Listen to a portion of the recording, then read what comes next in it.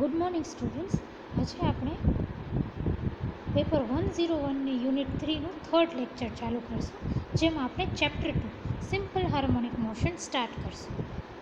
હવે simple harmonic motion એટલે શું તમે ભણી ગયા છો. સિમ્પલ હાર્મોનિક એટલે મોશન એટલે સરળ આવર્ત ગતિ. First topic is combination of two simple harmonic motions mutually perpendicular to each other and of equal periodic time. આપણે બે સિમ્પલ હાર્મોનિક મોશનના કોમ્બિનેશન લેશું. એ બે સિમ્પલ હાર્મોનિક મોશન કેવા હોવા જોઈએ? એ બંને એકબીજાથી પરપેન્ડિક્યુલર લંબ હોવા જોઈએ અને બંને સિમ્પલ હાર્મોનિક મોશનનો ટાઈમ પીરિયડ એટલે કે આવર્તકાળ ટી સરખો હોવો જોઈએ. When a particle undergoes simultaneously two simple harmonic motions perpendicular to each other, then its locus is a closed curve. હવે સાયમલ્ટેનિયસલી એટલે એક સાથે, જ્યારે એક પાર્ટિકલ ઉપર એક સાથે બે સિમ્પલ હાર્મોનિક મોશન્સ લાગતા હોય ને બંને એકબીજાથી પરપેન્ડિક્યુલર હોય તો એ પાર્ટિકલનો લોકસ એટલે કે પાથ, એ પાર્ટિકલનો લોકસ કેવું થાય? એ ક્લોઝડ કર્વ હોય એનો પાથ. એવા પાર્ટિકલનો પાથ હોય ક્લોઝડ કર્વ. આપણે આ વસ્તુ છે ને આને ડિરાઈવ કરશું કે ક્લોઝડ કર્વ કેવો હોય ને કેવો દેખાય એ આપણે જોશું. હવે તમને સિમ્પલ હાર્મોનિક મોશનની ફોર્મ્યુલા ખબર છે. એ કેવી હોય? y is equal to a sin omega t plus 5,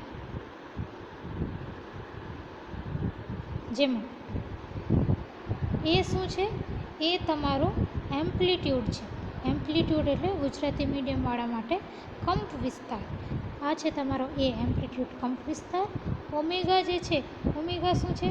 omega તમારી એન્ગ્યુલર ફ્રીક્વન્સી છે. એન્ગ્યુલર ફ્રીક્વન્સી એટલે કોણીય આવર્તન. અને ફાઈ શું છે?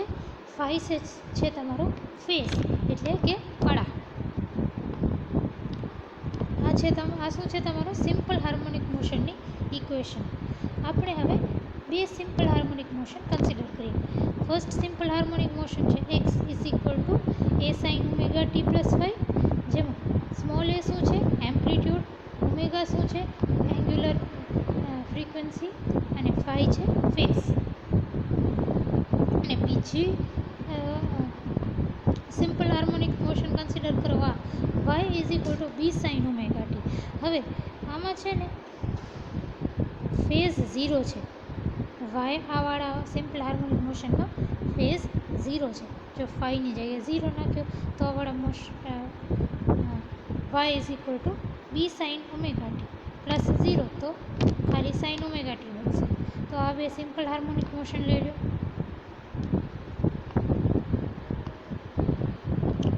Hence the relative phase is 5. હવે જો આનો ફેઝ શું છે? 5. આનો ફેઝ શું છે? 5. અને આનો ફેઝ શું છે? 0. તો આ બે વચ્ચેનો ફેઝ ડિફરન્સ એટલે કળા તફાવત કેટલું થયું? 5 - 0 દેટ ઇઝ ઇક્વલ ટુ 5. તો આ બે સિમ્પલ હાર્મોનિક મોશન વચ્ચે ફેઝ ડિફરન્સ છે, કળા તફાવત 5 છે.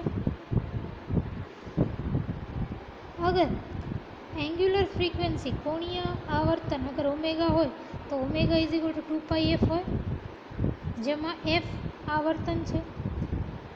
અને તમને ખબર છે F is equal two 1/t, જેમાં ટી શું છે? ટી છે તમારો આવર્તકાળ.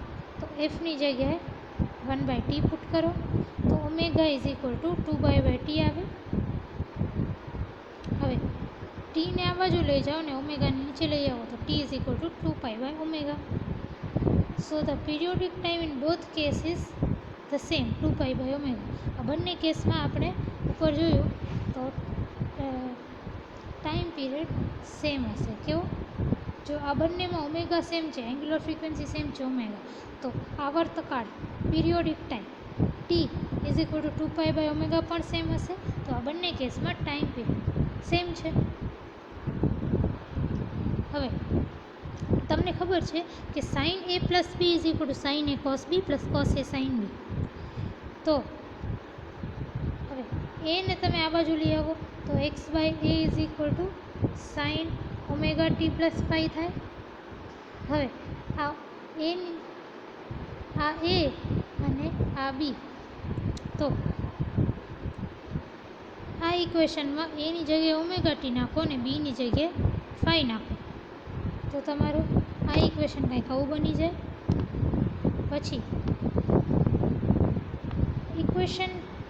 આ ઇક્વેશનમાં બીને નીચેની બાજુ લઈ આવો તો Y by B is equal to sine omega T થઈ જાય. So Y by B is equal to sine omega T. હવે તમને ખબર છે કે cos X is equal to √1 minus sine square X. તો cos omega T is equal to √1 minus sine square omega T. હવે આ સાઇન ઓમેગા ટી શું છે? Y by B. તો સાઇન સ્ક્વેર ઓમેગા ટી શું થશે? Y by B square. હવે તમારી પાસે સાઇન ઓમેગા ટીની વેલ્યુ આવી અને કોસ ઓમેગા ટીની વેલ્યુ આવી આડી. તો એ ઉપાડીને અહીંયા નાખો. જો સાઇન ઓમેગા ટીમાં વાય બાય બી અને કોસ ઓમેગા ટીમાં એની વેલ્યુ પુટ કરો તો તમારી આ એક્સ બાય એ જે છે એ કંઈક આવું બનશે. જો અહીંયા બસ સાઇન ઓમેગા ટીની જગ્યાએ વાય બાય બી પુટ કર્યું અને કોસ ઓમેગા ટીની જગ્યાએ √1 minus y square by B square put કર્યું. પછી આ વાય બાય બી કોસ ફાઈને આ બાજુ લઈ આવો તો તમારી ઇક્વેશન કંઈક આવી બનશે. હવે આ બંને બાજુ સ્ક્વેર કરી દો. ઇક્વેશનને બંને બાજુ સ્ક્વેર કરો. સ્ક્વેર કર્યું અને ઇક્વેશન આવી બની. પછી શું કરો કે આને આ બ્રેકેટને ઓપન કરો. જો તમને ખબર છે કે એ માઇનસ બીનો સ્ક્વેર કેટલો થાય? A square plus B square minus 2ab. તો આનો કેટલો થશે? આ કેટલું થશે? X by A square plus Y by B square cos square alpha minus 2xy cos 5 by A B. આ ફોર્મ્યુલા સેમ અહીંયા વાપર્યો છે. પછી આ બ્રેકેટને સિમ્પલી ઓપન કરી દો. અહીંયા કર્યું. હવે આ જે સાઇન સ્ક્વેર આ ટર્મ છે ને આને આ બાજુ લઈ આવો. આ બાજુ લઈ આવશો પછી તમને દેખાશે કે Y square by B square બંનેમાં છે અને બચશે શું પછી? Cos square 5 plus sine square 5. તો Y square by B square common કાઢીને cos square 5 plus sine square 5 તમારી ઇક્વેશન આવી કંઈક બનશે. હવે તમને ખબર છે કે cos square x plus sine square x is equal to 1. તો આની જગ્યાએ 1 પુટ કરો અને તમારી ઇક્વેશન કંઈક આવી બનશે. હવે આ છે ને this is an equation of ellipse. મેથ્સવાળાને ખબર હશે કે આ છે ને એક ઇલિપ્સની ઇક્વેશન છે. ઇલિપ્સ એટલે લંબગોળ with semi major and semi minor axis inclined to X and Y axis. ઇલિપ્સના સેમી મેજર અને semi minor axis X Y સાથે કંઈક એંગલ બનાવતા હશે, ઇન્ક્લાઇન્ડ હશે. હવે આપણે સ્પેશિયલ કેસીસ કન્સિડર કરીએ. When phi is equal to 0, જ્યારે ફેઝ ડિફરન્સ કળા તફાવત ફાઈ 0 છે ત્યારે શું થશે? When phi is equal to 0 તમને ખબર છે સાઇન 0 ઇઝ 0 અને સાઇન કોસ 0 ઇઝ 1. તો એ બે વસ્તુ મેં લખી. હવે સાઇન ફાઈ અને કોસ ફાઈની વેલ્યુ આ ઇક્વેશનમાં પુટ કરો. કોસ ફાઈની જગ્યાએ 1 અને સાઇન ફાઈની જગ્યાએ 0.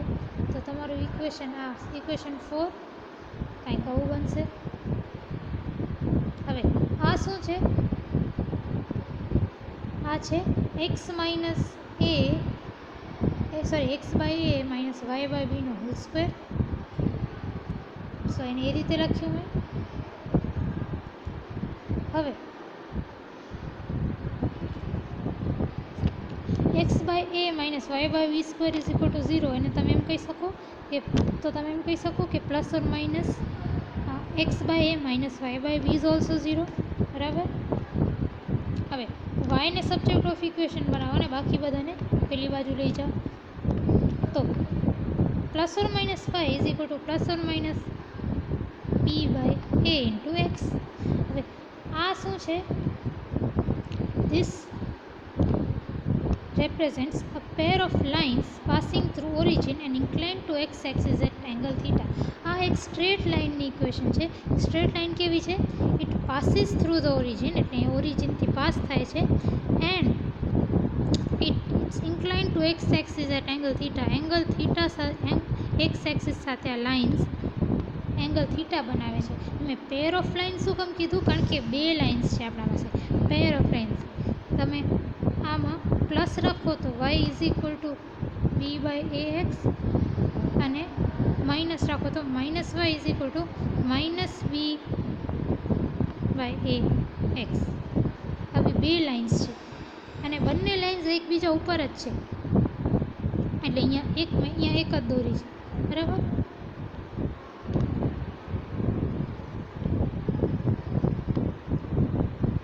હવે અહીંયા તમે જુઓ, આ એક ટ્રાયેંગલ કન્સિડર કરો તો ટેન થીટા શું થશે? ટેન થીટા જુઓ, ટેન થીટા એટલે જે સામેવાળું હોય ડિવાઇડેડ બાય બેઝમાં જે હોય, તો tan theta is equal to B by એ.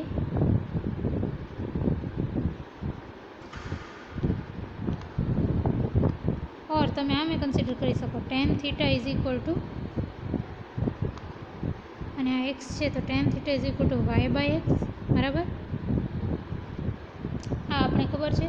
અને વાય બાય એક્સ શું છે? એક્સને આ બાજુ લ્યો તો વાય બાય એક્સ શું થાય? બી બાય એ.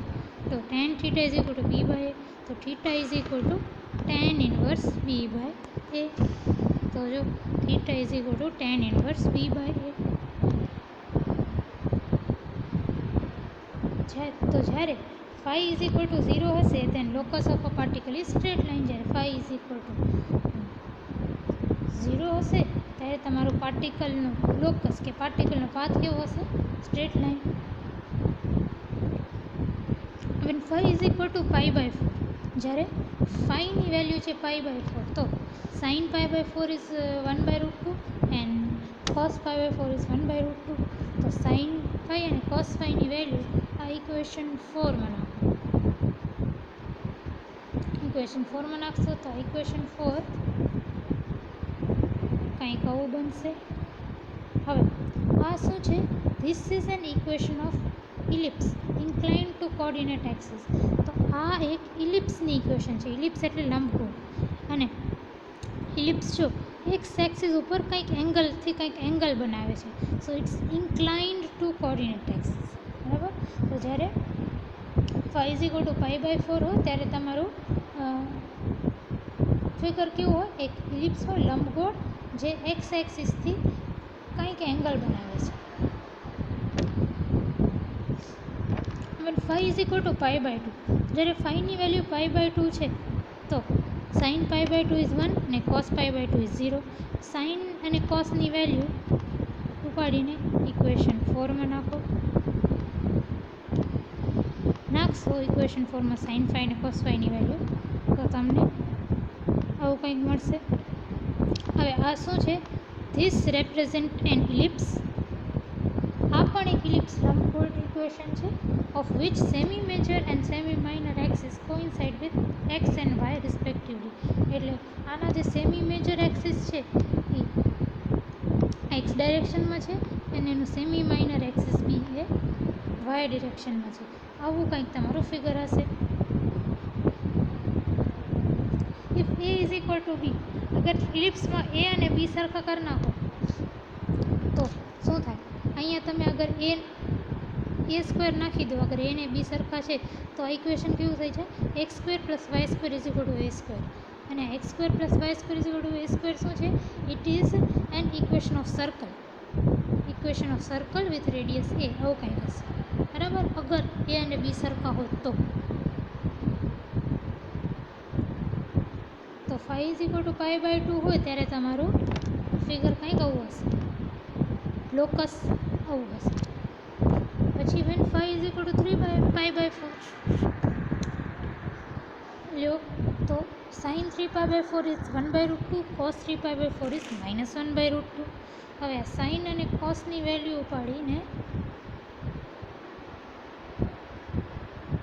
અહીંયા પુટ કરો તો આ તમારી ઇક્વેશન કેવી થઈ જશે? આવી કંઈક. હવે આ પણ એક ઇલિપ્સ છે, ઇન્ક્લાઇન ઇલિપ્સ. જો આ ઇક્વેશન અને આ પાઈ બાય 4 વાળી ઇક્વેશન બંને સરખી જ લાગે છે. ફરક શું છે? ખાલી અહીંયા એક માઇનસ છે, અહીંયા એક વધારાનો માઇનસ છે. એટલે અગર તમારું અહીંયા જે ઇલિપ્સ છે એ આ ડિરેક્શનમાં છે તો 3π/4માં જે ઇલિપ્સ છે ને એનાથી ઊંધું હશે. જો આવું છે, બરાબર. when phi is equal to pi, તો sin pi is 0 and cos pi is -1. તો sin phi અને cos phi ની વેલ્યુ ઉપાડીને આ ઇક્વેશનમાં પુટ કરો.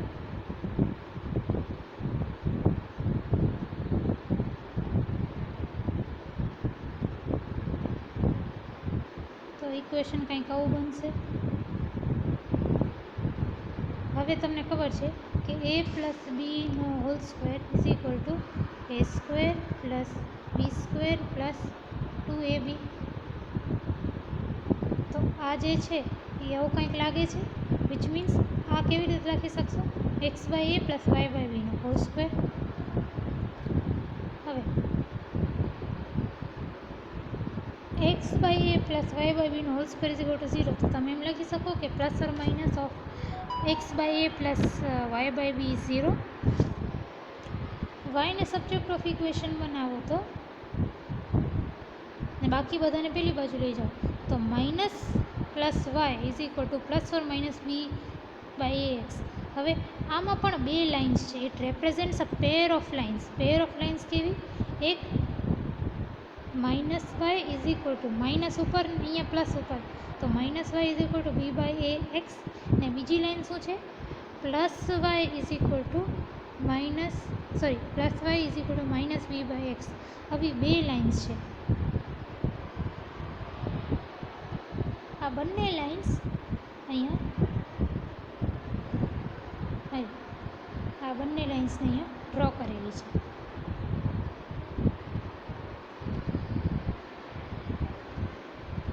Again it's inclined by angle theta, અને થીટાની વેલ્યુ tan ઇન્વર્સ v/a. ઉપર આપણે ફર્સ્ટ જ કેસમાં થીટાની વેલ્યુ ડિરાઈવ મેં તમને કરીને બતાવી હતી. એ જ રીતે theta is equal two tan inverse v/a આમાં પણ તમે ડિરાઈવ કરી શકો. હવે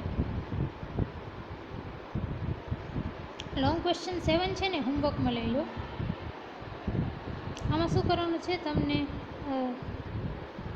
discuss algebraic method for combination of mutually perpendicular SHMs and આ બધા કેસીસ માટે ફાઇન્ડ આઉટ કરવાનું છે. એટલે આપણે જે આના આગળ જેટલું પણ સ્ટડી કર્યું એ આ ક્વેશ્ચનનો આન્સર થઈ જશે. અને આ SQ10, શોર્ટ ક્વેશ્ચન 10 અને શોર્ટ ક્વેશ્ચન 11 પણ હોમવર્કમાં લેવું. નેક્સ્ટ છે લિસેચિયસ figures. When a single particle undergoes simultaneously two independent SHMs, its resulting path is a closed curve. આપણે આ લેક્ચરનું સ્ટાર્ટિંગમાં જોયું, તમને મેં કીધું હતું કે જ્યારે એક પાર્ટિકલ ઉપર એક સાથે સાયમલ્ટેનિયસલી બે અલગ અલગ સિમ્પલ હાર્મોનિક મોશન લાગે તો એનો પાથ કેવો હોય? એનો પાથ હોય એક ક્લોઝડ કર્વ. એનો પાથ હોય એક ક્લોઝડ કર્વ. એ એક ક્લોઝડ કર્વ બનાવે. આવા ક્લોઝડ કર્વ્સને છે ને લિસેચિયસ ફિગર્સ કહેવાય. આવા ક્લોઝડ કર્વ્સને લિસેચિયસ ફિગર્સ કહેવાય. શું કામ? કારણ કે such closed curves were first studied experimentally by Lissachus and hence they are known as Lissachus figures. આવા જે ફિગર્સ છે ને, આવા જે ક્લોઝડ કર્વ્સ છે એને લિસેચિયસ નામના સાયન્ટિસ્ટે સૌથી પહેલાં સ્ટડી કર્યું હતું, એક્સપેરિમેન્ટલી ફાઇન્ડ આઉટ પણ કર્યું હતું. એટલે આવા કર્વ્સને લિસેચિયસ ફિગર્સ પણ કહેવાય. The form of Lissachus figures depends on amplitude, relative phase and of two motions and on the ratio of frequency of component motion. હવે Lissachus figure કેવા દેખાશે? એ સ્ટ્રેટ લાઇન હશે, એ આવું ઇન્ક્લાઇન્ડ ઇલિપ્સ હશે, કે ઇલિપ્સ હશે, કે સર્કલ હશે, કે આવું હશે? શું શેપ હશે એનો? એ કોના ઉપર ડિપેન્ડ કરશે? લિસેચિયસ ફિગરનો શેપ ડિપેન્ડ કરશે એમ્પ્લિટ્યૂડ્સ ઉપર, ફેઝ ઉપર, એટલે ફાઈ ઉપર. આપણે જોયું ફાઈ બદલાવીને આપણે જોતા હતા. જ્યારે ફાઈ 0 હતો ત્યારે શેપ લાઇન હતી, ફાઈ π/4 થયો ત્યારે આવી ઇન્ક્લાઇન ઇલિપ્સ થઈ, π/2 થયો તો આવું થયું, એ રીતે. તો ફેઝ ઉપર ડિપેન્ડ કરશે અને રેશિયો ઓફ ફ્રીક્વન્સીઝ ઉપર ડિપેન્ડ કરશે, ઓર પીરિયોડિક ટાઈમ.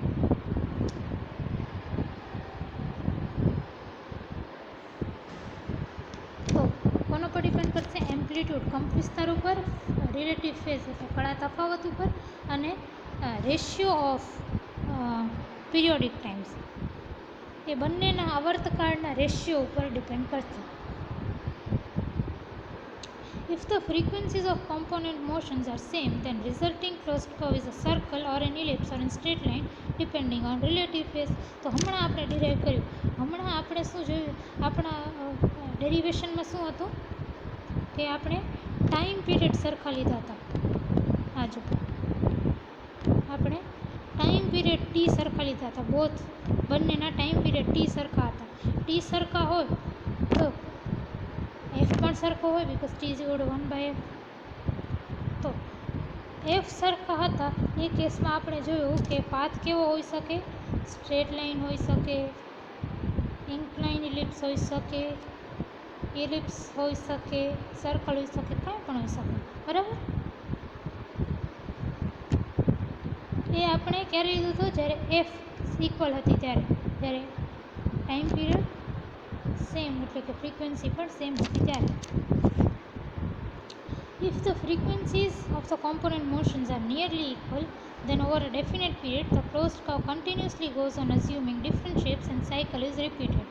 અગર ફ્રીક્વન્સી બરાબર ન હોય, ફ્રીક્વન્સી સરખી ન હોય, લગભગ સરખી હોય પણ સરખી ન હોય, તો જે ક્લોઝડ કર્વ છે ને એનો શેપ કન્ટિન્યુઅસલી ચેન્જ થતો જશે. તમને ફિગર 4માં આપેલું છે. જો 1:1 એટલે બંને ફ્રીક્વન્સી સરખી છે. 1:1 આ આપણે જોયું. આ છે 0 ઉપર, આ છે π/4 ઉપર, આ છે π/2 ઉપર, આ છે 3π/4 ઉપર ને આ છે π ઉપર. તો આ 1:1 હમણાં આપણે કેલ્ક્યુલેટ કર્યું, બંને સરખા. પછી 1:2 એટલે સેકન્ડ સિમ્પલ હાર્મોનિક મોશનની ફ્રીક્વન્સી છે ને પહેલાં કરતાં ડબલ, 1:2. તો એ કેસમાં તમારા શેપ કંઈક આવા થશે. ફરીથી આ 5:0 માટે, આ 5:π/4, π/2 માટે આવું, 3π/4 માટે આવું અને π માટે આવું. તમે જ્યારે માસ્ટર્સ કરશો અને લિસાચેસ ફિગર્સની એક્સપેરિમેન્ટ આવશે ને ત્યારે તમે આ બધા ફિગર્સ એકચ્યુઅલી જોઈ શકશો. સીઆરઓમાં સીઆરઓ શું છે એ પણ તમને આગળ મૂકું. તો આવા અલગ અલગ શેપ થાય બરાબર.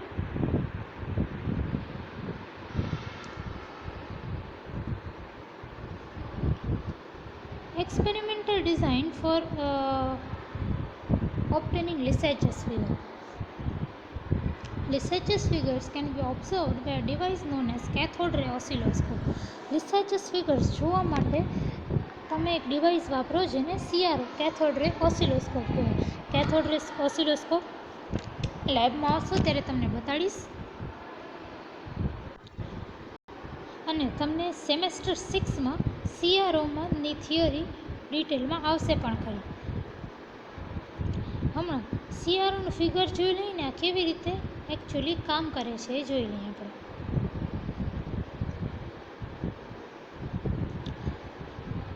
આ છે CROની figure. Electrons are emitted from the cathode kept at one end of evacuated tube. આ ટ્યુબ છે ને એની એક બાજુ એક કેથોડ રાખેલો છે. તમને ખબર છે કેથોડમાં તમે વોલ્ટેજ લગાવો ત્યાં તો એ કેથોડમાંથી ઇલેક્ટ્રોન્સ નીકળે.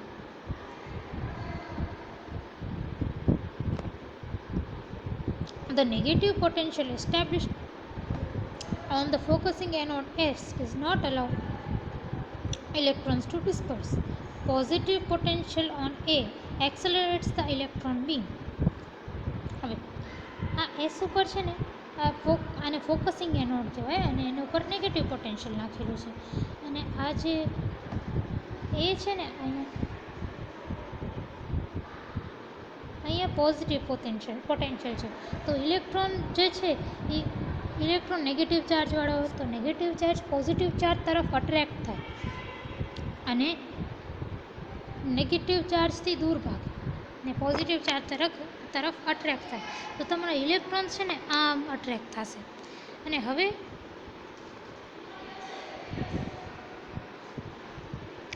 positive potential on A accelerates the electron beam. The electrons emerging from small hole A are then made to pass between two pairs of plates, namely X and Y. હવે આ એ છે ને એની વચ્ચે એક સ્મોલ હોલ રાખશું. નાનકડા હોલમાંથી તમારું electron પસાર થઈ જશે. હવે ઇલેક્ટ્રોન્સને છે ને આવી બે પેર ઓફ પ્લેટ, મતલબ આ જો આ બે પ્લેટ અને જેને એક્સ પ્લેટ્સ કહેશું અને આ બે પ્લેટ વાય પ્લેટ્સ કહેશું. હવે આવી પ્લેટ્સના વચ્ચેથી ઇલેક્ટ્રોનને જવાનું હોય.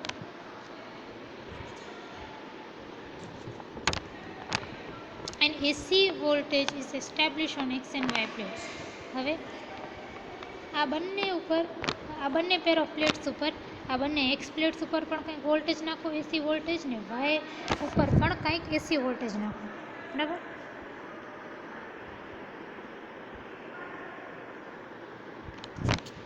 Suppose an AC voltage is applied on X plates, and if AC voltage is sine or cosine, the electrons while passing between X plates will execute simple harmonic motion in X direction. હવે X plate જોડો. X plates ઉપર તમે sine wave કાં cos wave લગાવેલી છે. Sign કે cos wave form કંઈક લગાવેલું છે. ઇલેક્ટ્રોન આમાંથી પસાર થાય તો એનું મોશન કેવું થઈ જાય? સાઇન ઓર કોસ ટાઈપનું. ને કેવું સાઇન ને કોસ ટાઈપનું મોશન કેવું છે? Simple harmonic motion. એટલે કે અહીંયાથી પસાર થતા તમારો ઇલેક્ટ્રોન એક્સ ડાયરેક્શનમાં સિમ્પલ હાર્મોનિક મોશન કરશે. એક્સ ડાયરેક્શનમાં સિમ્પલ હાર્મોનિક મોશન કરશે. એ જ રીતે આ જે બે વાય પ્લેટ્સ છે ને એના ઉપર પણ કાં તો સાઇન કાં તો કોસ એવો વોલ્ટેજ લગાવી દો. સાઇન કે કોસ જેવો કંઈક વોલ્ટેજ લાગતો હોય તો ઇલેક્ટ્રોન પણ એ જ રીતે વાય પ્લેટના વચ્ચે મૂવ કરવા માંડશે. સાઇન ને કોસ ટાઈપનો વેવ ફોર્મ એટલે શું?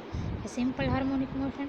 તો આ બે પ્લેટની વચ્ચે તમારું સિમ્પલ હાર્મોનિક મોશન થશે વાય ડિરેક્શનનું. હવે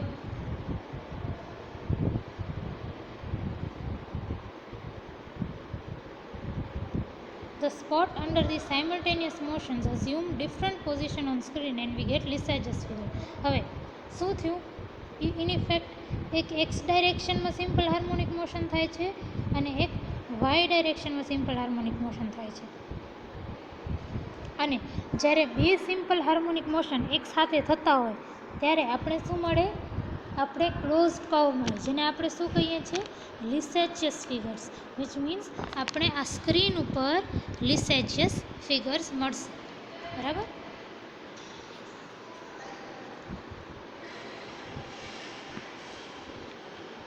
application or uses of Lissajous figures. Lissajous ફિગરના યુઝિસ જોઈએ. Ratio of frequencies of component motions can be determined using Lissajous figures.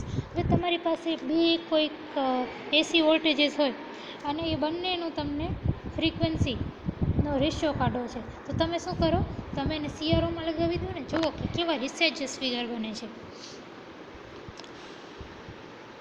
અગર લિસેજિયસ ફિગર આમાંથી કંઈક બનતું હોય, આમાંથી કોઈ એક, તો બંને ફ્રીક્વન્સી સરખી છે. આમાંથી કોઈ એક બનતું હોય તો ફ્રીક્વન્સીનો રેશિયો કેટલો છે? 1:2, એટલે કે એક બીજી ફ્રીક્વન્સી કરતાં ડબલ છે. અગર આવું કંઈક બનતું હોય તો ફ્રીક્વન્સીનો રેશિયો કેવો છે? 2:3. F1/F2 2:3. એ જ રીતે તમે જોવાનું કે કેવી લિસેજિયસ ફિગર છે. પછી લિસેજિયસ ફિગરથી ખબર પડી જાય કે ફ્રીક્વન્સીનો રેશિયો કેટલો છે? 1:1, 2:2, 2:3 કે શું કેવું છે. એ પહેલી application. Lysage's figures are extensively used in preparing new varieties of designs in textile industry. Textile ઇન્ડસ્ટ્રીમાં અલગ અલગ ટાઈપની ડિઝાઇનને ઓટોમેટિકલી મશીન પ્રિન્ટ કેવી રીતે કરી શકે? તો લિસેચેસ ફિગર્સ થ્રુ. જેવું તમને પ્રિન્ટ જોઈએ છે ટેક્સટાઇલમાં, એવું ટાઈપનું તમે લિસેચેસ ફિગર ડ્રો કરાવી શકો. તમે એવી ફ્રીક્વન્સી રાખી દો, બે વેવફોર્મ એવા નાખો કે F1/F2ની ફ્રીક્વન્સી એવી હોય કે તમને તમારું જે ટેક્સટાઇલમાં જે ડિઝાઇન પ્રિન્ટ કરવી હોય ને એવું તમને લિસેજસ ફિગર મળે, તો તમારી ટેક્સટાઇલ ઉપર એવી ડિઝાઇન પ્રિન્ટ થઈ જાય. તો આ બે એપ્લિકેશન્સ છે. લોંગ ક્વેશ્ચન એટ હોમવર્ક મળ્યો. What is Lysage's figure and how can it be obtained in laboratory? And state its uses. એટલે આખી અહીંયાથી સ્ટાર્ટ કરીને આખું ટોપિક 2 તમને લખવાની છે એઝ એન આન્સર, બરાબર. અને આ શોર્ટ ક્વેશ્ચન SQ12 હોમવર્ક મળ્યો. Third topic is combination of more than 2 simple harmonic motion. આપણે લાસ્ટ ટોપિકમાં શું જોયું હતું? 2 હાર્મોનિક મોશન હોય તો શું થાય. હવે આપણે 2 થી વધારે હાર્મોનિક મોશન એકસાથે લાગતી હોય તો શું થાય એ જોઈશું. Let us consider a particle simultaneously undergoing n simple harmonic motions. 1, 2, 3, 4, 5, 6, 7, 8, 9, 10 એવી રીતે n number of simple harmonic motions એક સાથે લાગતા હોય તમારા પાર્ટિકલ ઉપર, તો શું થાય એ આપણે જોશું. Let the amplitude and initial phases of these components be A1, A2, A3, A2, A, 5, 1, 5, 2, 5, 3 up to 5. હવે ઘણા બધા સિમ્પલ હાર્મોનિક મોશન્સ છે. એમાંથી પહેલી સિમ્પલ હાર્મોનિક મોશનની ઇક્વેશન આવી રીતે લખી, y1 = a1 sin ωt plus φ1. એટલે કે પહેલાંનું એમ્પ્લિટ્યૂડ a1 અને ફેઝ φ1. બીજી ઇક્વેશન મેં આ રીતે લખી, y2 = a2 sin ωt plus φ2. તો બીજી સિમ્પલ હાર્મોનિક મોશનનો એમ્પ્લિટ્યૂડ a2 અને ફેઝ φ2. એ જ રીતે બધા લખતા જાઓ. y3 = a3 sin ωt plus φ3, y4 = y5 y6 બધા લખતા જાઓ. છેલ્લે yn = an sin ωt plus φn. એટલે આવી n નંબર ઓફ ઇક્વેશન્સ બનશે.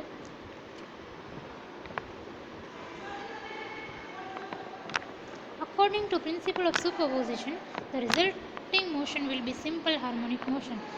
આ બધાને તમે એકસાથે કરો તો એકબીજા પર સુપરપોઝ કરવાનું છે.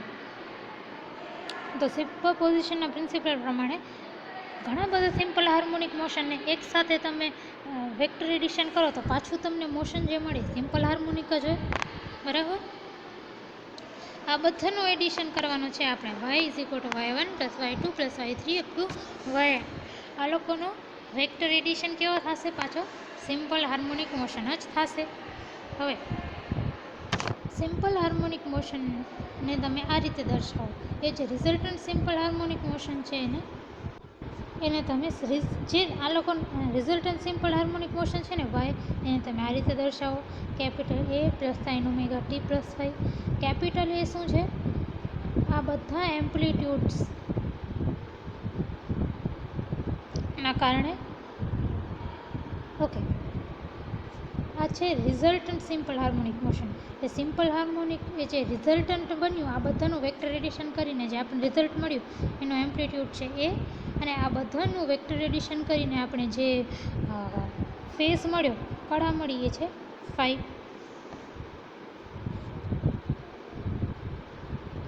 We discuss a graphical method to find both A and phi. હવે આપણે A અને phi ની વેલ્યુ ફાઇન્ડ આઉટ કરવા માટે ગ્રાફિકલ મેથડ જોઈએ. We know that simple harmonic motion can be represented by a vector whose magnitude is proportional to amplitude and which makes an angle equal to phase with the reference direction. Simple harmonic motion જે હોય ને એને તમે vector તરીકે પણ દર્શાવી શકો. કઈ રીતે? તો સિમ્પલ હાર્મોનિક મોશન છે, અગર y = એ સાઇન ઓમેગા ટી પ્લસ 5. આવું તમારી પાસે સિમ્પલ હાર્મોનિક મોશન છે, એને તમે એક વેક્ટર તરીકે દર્શાવી શકો. એ વેક્ટર જે છે ને એનું મેગ્નિટ્યુડ કેટલું હશે? એ વેક્ટરનું મેગ્નિટ્યુડ હશે એ. અને જે વેક્ટર છે ને એ રેફરન્સ એક્સિસ સાથે આટલો ફાઈ જેટલો એંગલ બનાવતું હશે. આ તમને મેથ્સમાં ખબર છે, બરાબર?